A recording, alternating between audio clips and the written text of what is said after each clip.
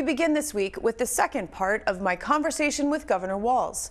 His $2 billion bonding proposal, called the Local Jobs and Projects Plan, can be broken down into 4 categories: public safety, water quality, higher education, and housing.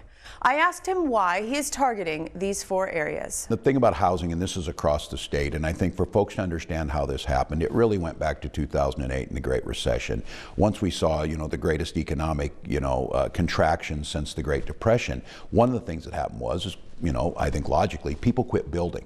Well, we didn't keep having people. We didn't keep having a population. And what we saw is we're about 50,000 units short across the state. And what that did was it put a weird twist to the market where prices went up. There was not affordable housing that was there, and we saw folks just kind of living on the edge where people are spending more than 30% of their take-home income on housing. And so we're going to make a big push around that, because it is absolutely, everywhere I go in Minnesota, it's one of the first things that comes up that people talk about. If we had more affordable housing, we'd have more stability, we'd have more people working, we could bring more people into our community. So what Minnesota Housing Finance Authority has several purposes. One of these, it works as a bank to leverage federal dollars and the help for others.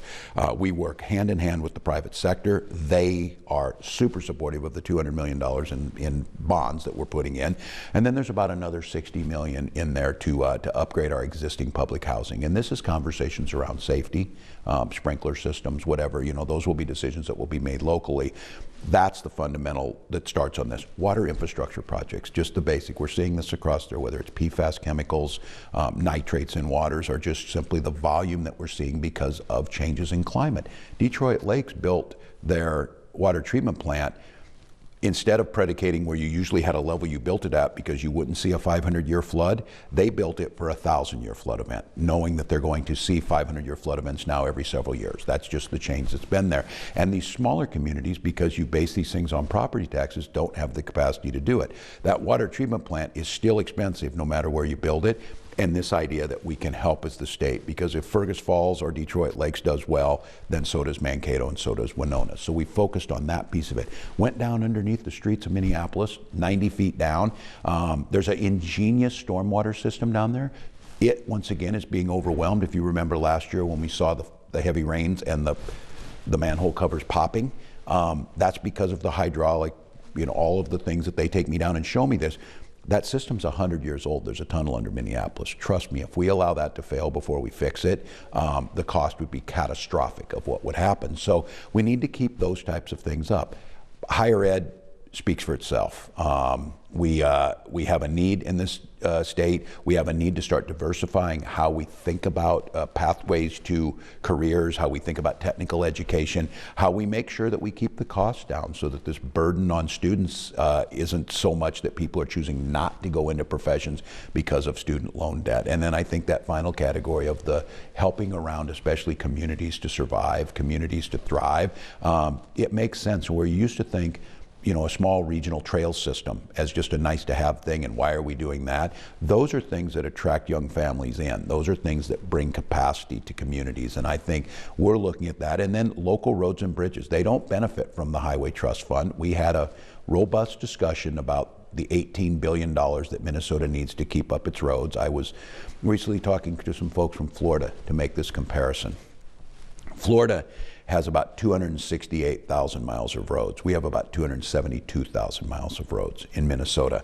Florida has 22 million people. We have about 5.7 million people. Florida has a 42.5-cent gas tax. We have a 28.5-cent gas tax.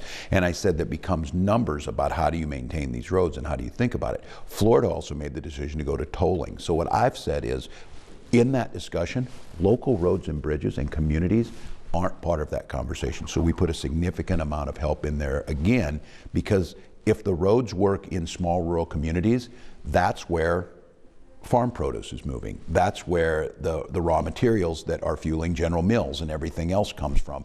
And so I'm making the case that we are fiscally in a sound position. We have pushed back some of this. University of Minnesota, for example, has $7.1 billion in deferred maintenance.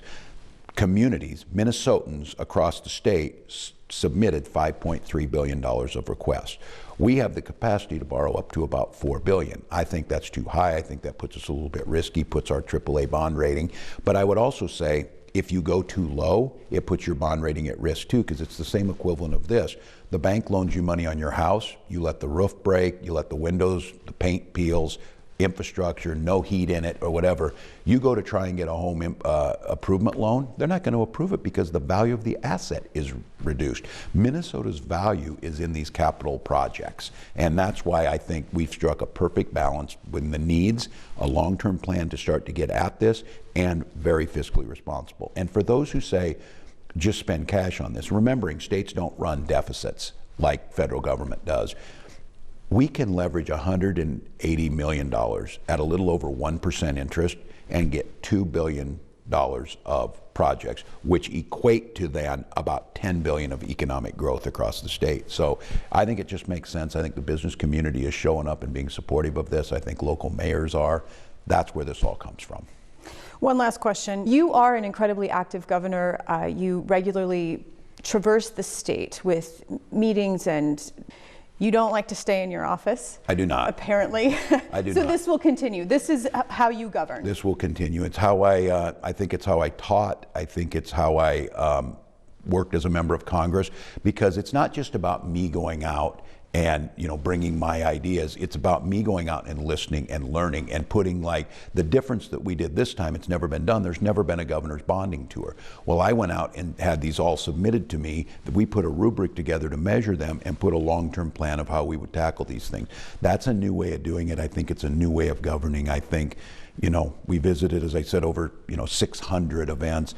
I think the pace will increase instead of decreasing, because I think it's really healthy. I think it gets into that one Minnesota. These communities need to see the governor there. Not that I have something amazing to tell them or whatever, but I am a person who can work with them, and they understand that the office is a catalyst to being able to work with the legislature, get things done. So you'll continue to see that pace. I would imagine I'll be in more sewers and up on more.